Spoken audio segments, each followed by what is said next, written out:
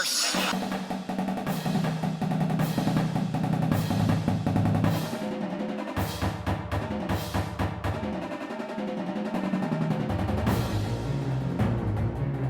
Welcome in, everyone, to Barely Educated. We are here to talk a little bit, short and sweet, about the Bears-Rams game on this fine evening, celebrating, sort of, a Bears 24-18 victory. Chris, how are you? Doing good. Bears win, and we can talk about how it looked as we go on, but I was very happy that it at least was not a backwards Titans win. You know what I mean? Like, we shouldn't have won, but it ended up winning anyway. I felt the Bears should have won and did win, but we can get into more nitty-gritties. Yeah. I mean, I think it was, we joked about this, but I'll share it with the rest of the world for fun. We're trying to figure out if it was an ugly win or a fluke win or a good win, and I have decided that, Chris, you are such a Bears fan that this felt like a normal win to you. And it is a normal Bears win, but to the rest of the football world, it's an ugly win. I won't stand for it being called a fluky win. Yes. I think that might be week one, where you just Will Levis your way into a win with one of the dumbest plays I've ever seen. And you might have been toast if he hadn't made that play.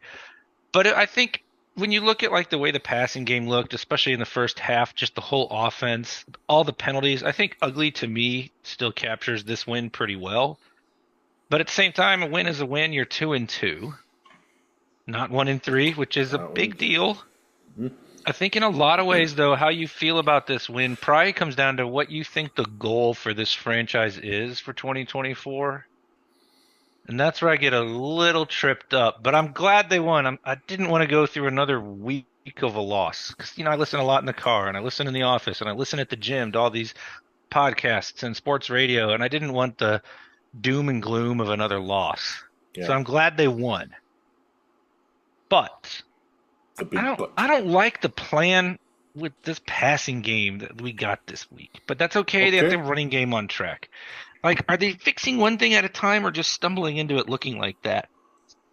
Who led the Bears in targets, Chris? Can you tell me without looking it up? Well, I would guess that it was DeAndre Swift. Just sure was. Production. Yeah. Now, is that because that's who was available? Because receivers were taken out down the field? That'll be interesting to see when guys start releasing their all-22 Yeah, because analysis. Caleb was 17 of 23, 157, and a touchdown. That's a decent efficiency. It's not much volume, and it's like 7 catches for the running back on 7 targets, so that's good, I guess. You didn't draft him to be a game manager. If that's the plan, it sucks. If it's just what you stumbled into for this particular game, fine, except for we've only had one game where they really threw it a lot. That was the Colts. And we heard all about all the turnovers, which I only think one was on Caleb last week. And then we hear about how the most important thing is for him to take care of the ball from the coach. That's not true. The most important thing for the quarterback to do is score points, then convert first downs, and then not turn it over. Which, of course, if you turn it over, makes it hard on the other two. Sure. But I don't want to totally remove his aggression. I've been saying that for like 2 months. And I'm just afraid when I see a win like this, that they're going to lean into this and he's going to look like little Bears quarterback game manager guy when he's way better than that coming in. I think that is a legitimate fear. So that's why I'm kind of like, man, I'm glad they won, but I'm not over the moon about the win like I'd like to be. But great job by DeAndre Swift, 16 carries, 93 yards, a touchdown, 7 catches for 72 yards. First Bears player since 2015 to have 70 rushing and 70 receiving. Yeah, Jeremy Langford. That was a name that I had completely wiped from the memory banks. Like, oh yeah, I remember a guy named Langford. We joked Friday about the Bears Twitter and Bears fandom having a new scapegoat every week, or whatever word you want to use for it. Big problem to fix that they're mad about. And this week it seemed to kind of be shifting to Swift with all the bad cutbacks he had on tape. Yep. Yeah. And then he has by far his best game as a Bear. All right, that darn Caleb Williams, why I tell you, no yards, and I just can't stand this stinking dunk. This guy's a butt. Let's do one for Caleb then and get him going, right? I don't know. Yes. He didn't play bad, though. That's not at all my point. I'm right. kidding. Yeah. I'm just worried that this was what the coach wants. And I think the ceiling on games like this is so limited normally that it bothers me. However, there's a lot of ugly games right now. Yeah, A lot of low scoring. 17-10 Chiefs win. They're 4-0 and they look terrible on offense. Yeah, it's true. So it's maybe worth giving it time, of course. I mean, it's definitely worth it giving it more time. I think based on the kind of coach that Flus is that's a legit concern. But I don't think Ryan Poles is that way. That's what's so confusing about it. He didn't bring in Keenan Allen and draft Rome to have this be the game plan every week. Or sign Swift. Yeah. Yeah. And you can say, oh, well, it worked today. But there's this weird thing with this team the last 2 weeks. They played the Colts, who can't defend the run, and the Bears couldn't run the ball. They played the Rams, who are one of the worst secondaries, and they get pressures, but they hadn't been getting sacks. I think they were 28th in pass defense or whatever it was. And they run well against them, but don't throw much. It's like, it seems like the Bears aren't even looking at the enemy. Like they're just doing whatever. And they're not really tailoring it to the team they're playing. I know that can't be true, but it's very confusing to watch. I don't know. Games of confusion. I don't know that based on what we've seen, that may not be so crazy. Because there are coaches that clearly do that. Like Matt LaFleur clearly looks at the team he's playing and says, all right, this is what we got to do to beat him. And it seems like maybe Flus is the kind of coach of, all right, well, this is what we do. We just got to do it better. We got to execute. That's what he always says. Right, that's what I'm saying. Maybe he's so married to his system, whereas someone like LaFleur, an actual good coach, who, by the way, they were down 28-0 and still almost won. Crazy. Just unbelievable. I hate that. So it's hard to, I know this stinks. It's like people probably wanted to celebrate this. I get it. And I'm happy they won. I'd much rather talk about a win still. I'm much more inclined to listen to all the stuff, like I said, when they win. It's more fun. But I guess the best way I can put it is I want a multi-year championship window where you are believably one of the teams that can win it any given year for a series of years because you have Josh Allen or you have an Eagles-like roster. And you're not necessarily going to be the favorite maybe any given year, but you're always in the mix. Mm-hmm. And the ceiling on this kind of football is not that kind of sustained window. I will give it time because Caleb's a rookie. But I don't want to see this game plan every week. And I need him to hit some of those shots down the field too. But it still seems like he and the receivers aren't on the same page. Maybe that's the next thing to fix.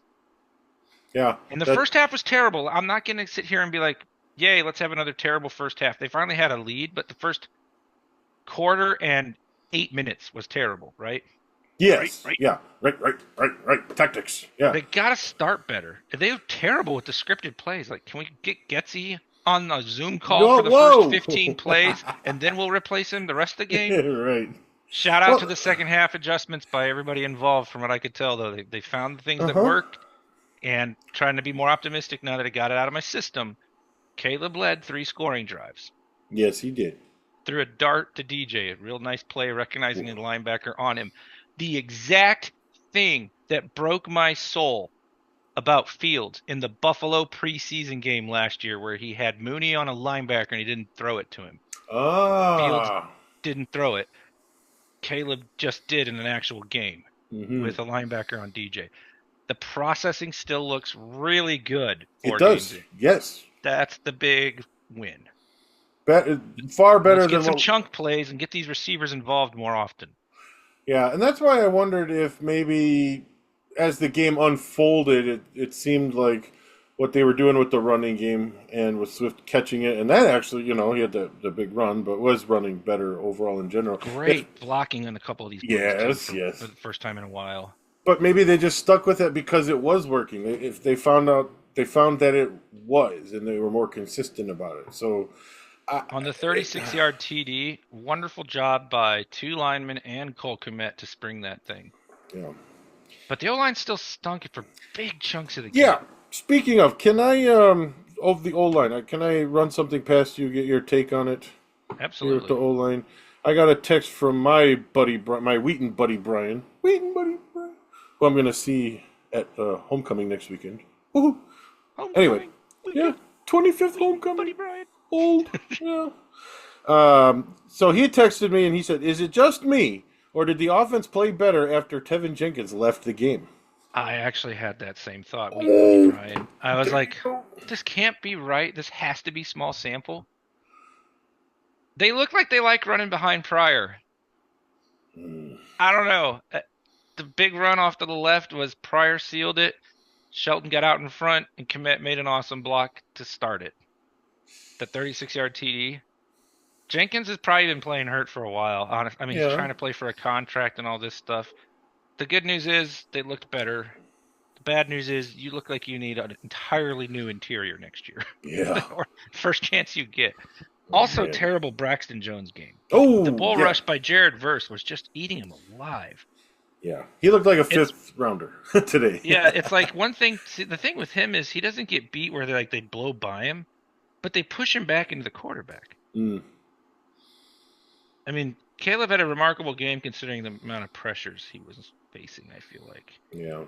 But this is a Rams pass rush led by two rookies, you know? It's like, what happens when we play the Chaos Merchants in Minnesota, right? And the coach who loves to disguise everything. What happens when we play Rashawn Gary and Aiden Hutchison? You know, like, this was not a good Rams team with all the players that were hurt. You'd like this to be more. That's why I picked the Rams to win, because I thought the coaching matchup was so bad, and I was so frustrated with the way the Bears looked.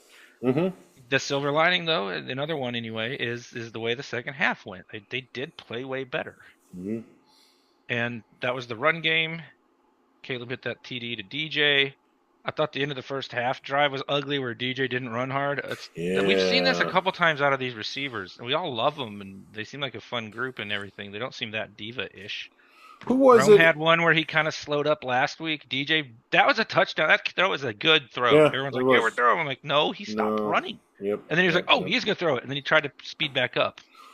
Caleb threw to the spot, which is good. In our text thread, I can't remember if it was you or cousin Nate, who said maybe DJ's just used to a one-read quarterback. I said it. That was you. Not my proudest moment. What? No, that's hilarious. Accurate. I love that. I was giggling. He does look like he's like, giggling. I'm the decoy, hooray! And then it would have been like, yep, never looking over there. And Caleb's like, oh, the decoy might be open. Oh, he didn't run. You know, like it's still sloppy as all get out, man. 10 penalties too for 90 yards or something. Like that still did not look like a well-coached team. And I don't know that they beat the Rams with Kupp or Nakua, let alone both. It's like, I just wouldn't get too far out in front of your skis on this win, everybody. Like, this is still a team that I'm not liking a lot of what they're doing.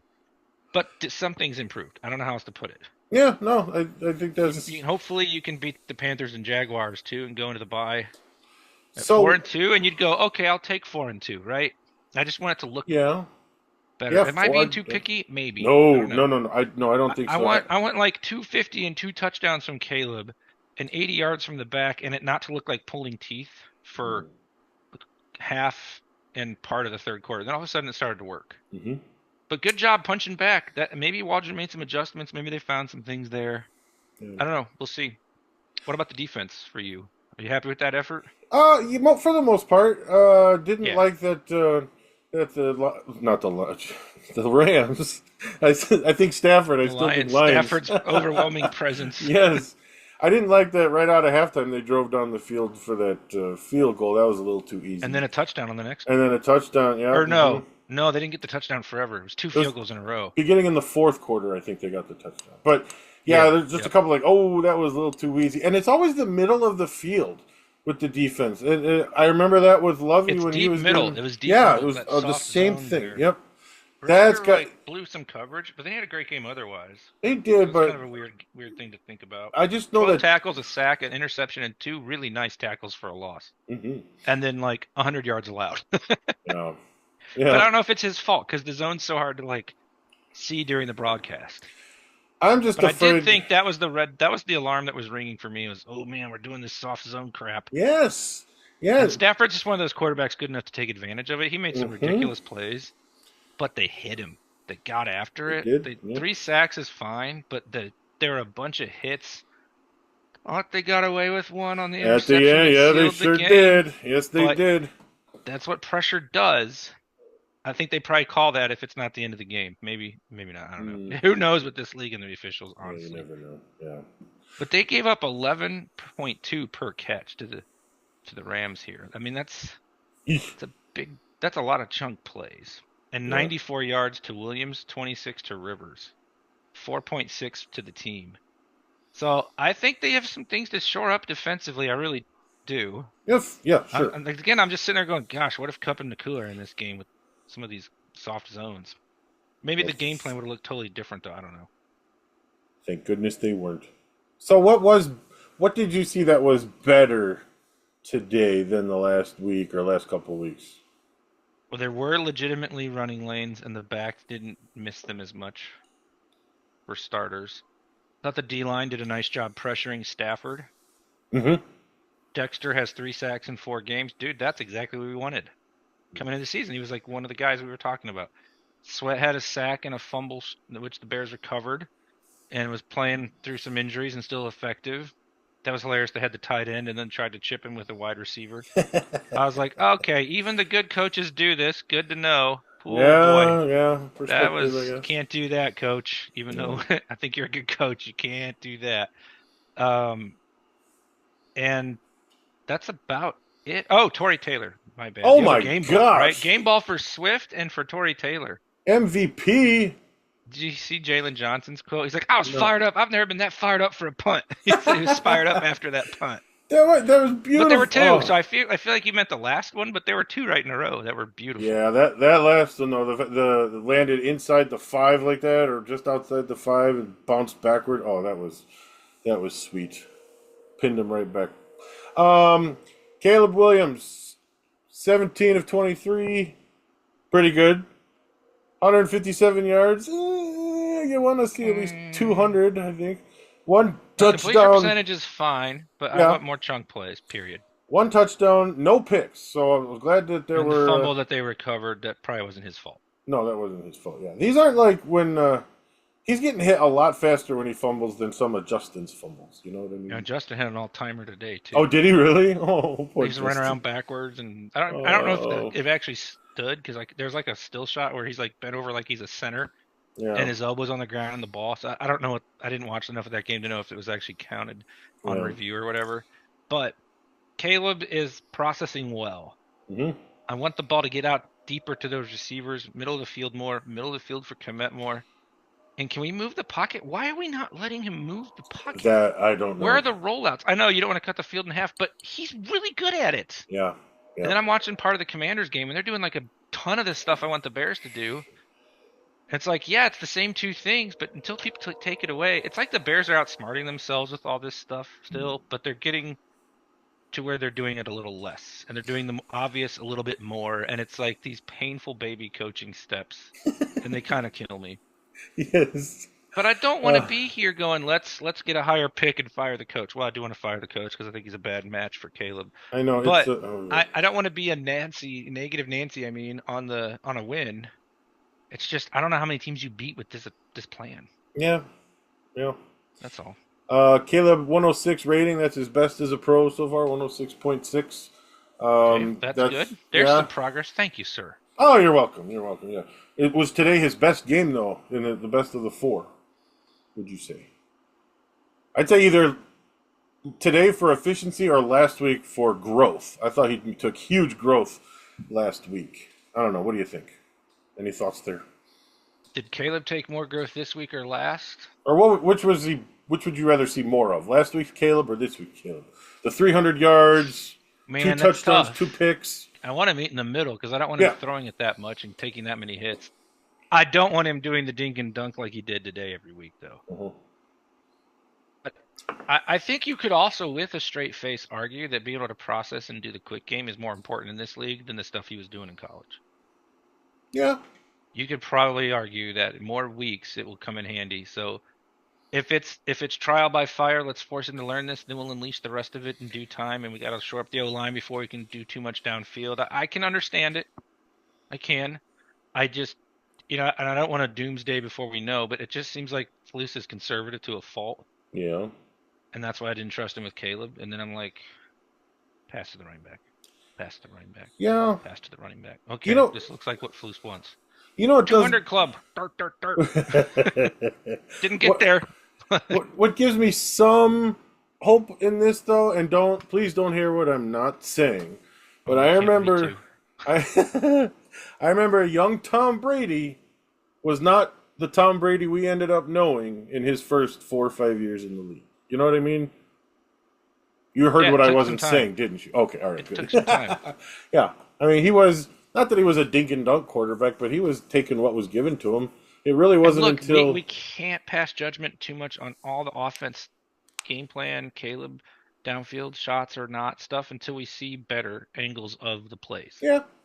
If he's missing wide open guys, it's a different problem. If the Rams were like, these running backs have been bad, we don't think they can beat us, we're going to play off as soon as the ball's snapped and not allow the receivers to get going, and we're going to bracket coverage them and stuff like that, then you're going to be like, oh, he processed what they were doing and took what was there, and you're going to be like way more encouraged. That's what I'm hoping was the case today, because there was so much of that.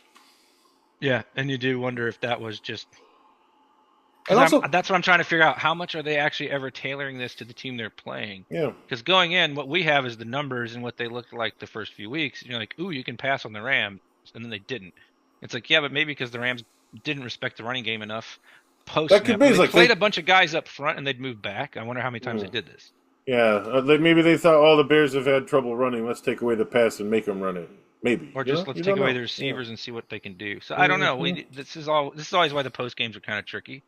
Because you feel like you're reacting you are reacting just to the broadcast, which is fun to watch, but not all that informative on some of these bigger picture. Yeah, I gotta say though, Mark Sanchez, pretty good. Good broadcast. I love Adam Amin. My dream team would be Adam Amin and Greg Olsen as the number one booth somewhere. Yeah, and Tom Brady, not so good. Kids are home. Oh, hello kids. Home. Mark's kids. Back from small group church. I gotta hear more. Shout out Brady. to my wife who goes and picks him up so I can do this. Oh, thank you, we went to the small group. Mark. She dropped me off and went back and got him. That's beautiful. What a wife. That's lovely. Yeah. She ports the Bears. She comes in at halftime. She's like, "Yay, they're winning! It's the first halftime lead." Mm-hmm. And I'm like, "No, it was just terrible." I know. 7 penalties. Yeah, they had 6, but right as the second quarter started, like, come on. And also, I gotta quote it for the world. Shout out to Avery for the hilarious line about DJ. Kids are ruthlessly honest. When he hit the touchdown, and she's like, "Oh, at least he ran the whole time this time." And didn't jog or something? He didn't jog or whatever she said. Glad he wasn't jogging. That's what she said. Yes. Oh. Glad he wasn't jogging. That's fantastic. You, sir, are raising a wonderful football fan daughter. Very nice. So, all right. Before we get out of here, can I share the tiers of wins that you shared in our thread? That I thought this was. Yes, definitely. This is just beautiful. I wrote these down for you, for everyone. All right, you mind if I just go through them? No, do it. All right, we've got tier 1, great, a great win. Then we've got a good win, and then the ugly/average win. And maybe I feel like other teams might have just average wins that aren't so ugly, but for the Bears, these are ugly wins. Maybe that's where you and I were on the same level. Just I was on the leaning more average, and you were leaning more ugly. I don't know. But then we got 2 more. The last 2, we got the fluky win, and then my absolute favorite, the flusky win. that was former student Tim. Oh, that was whoever it was, former student Tim. That was beautiful. The flusky win. It was him. And we agree that's what week 1 was, right? The Titans. Yeah, actually, that's what week 1 was. Right. Sorry, my bad. Right. That was what week 1 was. Right. And Tim also goes, "Why do we have a great tier?" And I said, "For other teams." Oh no! Alabama, Georgia. That was a great game. Gosh. Whoever won that gets a great win. Yeah. So hard-hitting doctoral level research on win tiers here on the Barely Educated podcast. That's beautiful. I like it. We're gonna have to go. Good though. Every win the rest of the year, we got to give it one of those. Okay. One of those. Yeah. Okay. Fair. All right, you got to get out of here, so I'll wrap it up. Thanks everyone for listening. We get to celebrate a Bears win for a week. This is much more preferable. Please like and subscribe to our YouTube channel or give our podcast a rating wherever you listen. It'll help other Bears fans find our content. Spread the word. Please help spread the word. Email us, bearlyeducatedpod@gmail.com. Find us on all the socials at @barely_educated. And buymeacoffee.com/barely_educated if you want a Barely Educated t-shirt. We'll talk to you later this week to preview the, who's next? Panthers. Oh! We got this, everyone. Andy Dalton Revenge Game Part 2. He lost it today. Yeah, today didn't go so well for poor Andy. All right, talk to you all later. Thanks. Bear down. Caleb Williams. He is the chosen one. The Bears. Packers lose.